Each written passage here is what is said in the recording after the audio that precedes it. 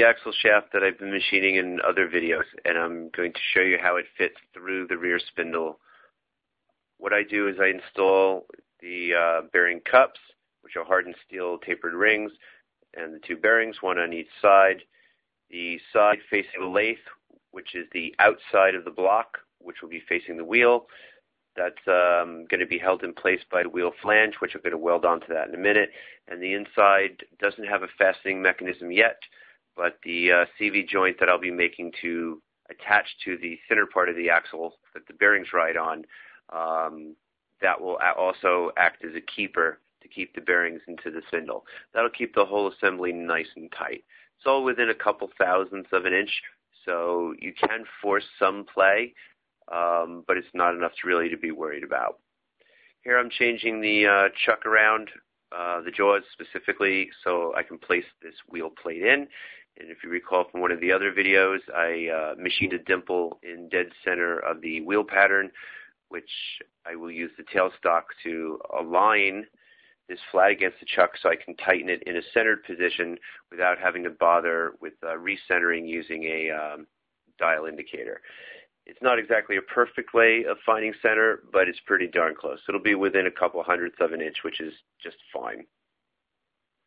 The first step I'm going to do is I'm going to machine the face of the disc, so this way there's a protrusion sticking out which will fit into the center of the wheel. That protrusion will actually support the weight of the vehicle on the wheel rather than the studs. This leaves the studs with the sole purpose of holding the wheel flat against the wheel plate.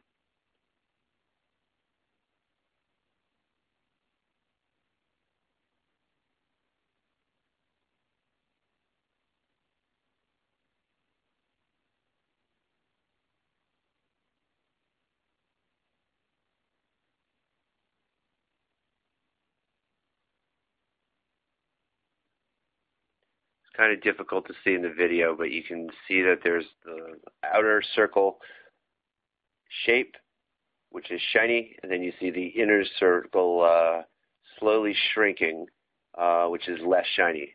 Excuse me. That's because I haven't machined the face of that protrusion yet. That needs to be 3.5 inches. Here you can see it much better.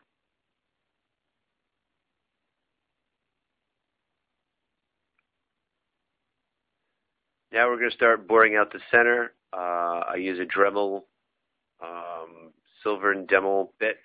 That just means the bit itself can be larger than the shank, which is great for making a 1-inch hole with a 1/2-inch chuck. This is kind of a rude, rough cut. The bit is actually not quite centered, and it doesn't matter because I'm going to make a very nice finish using the boring bar, which I've just clamped up and about to shove in.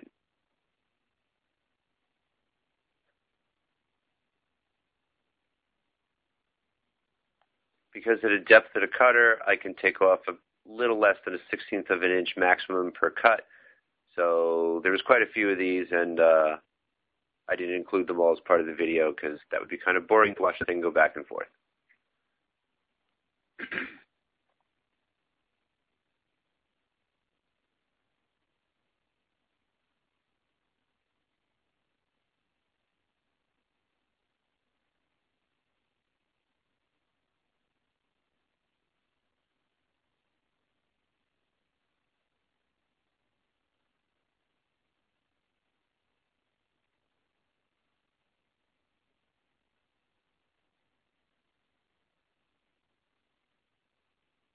Here I'm just skimming off the last 0.02 of an inch.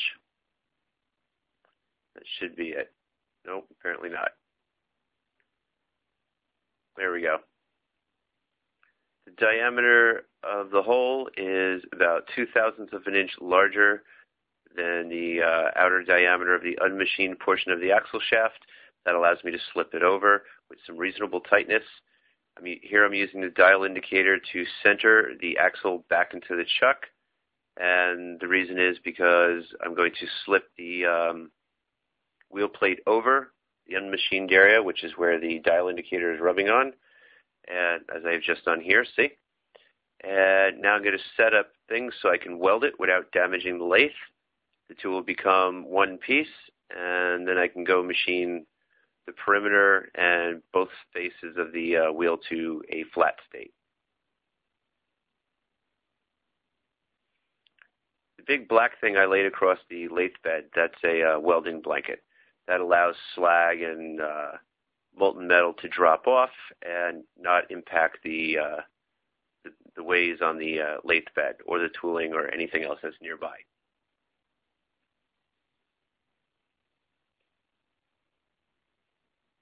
Here the hub's been machined.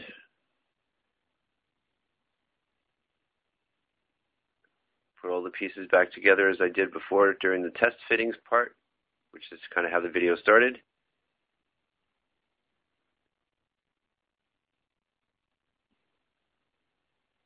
And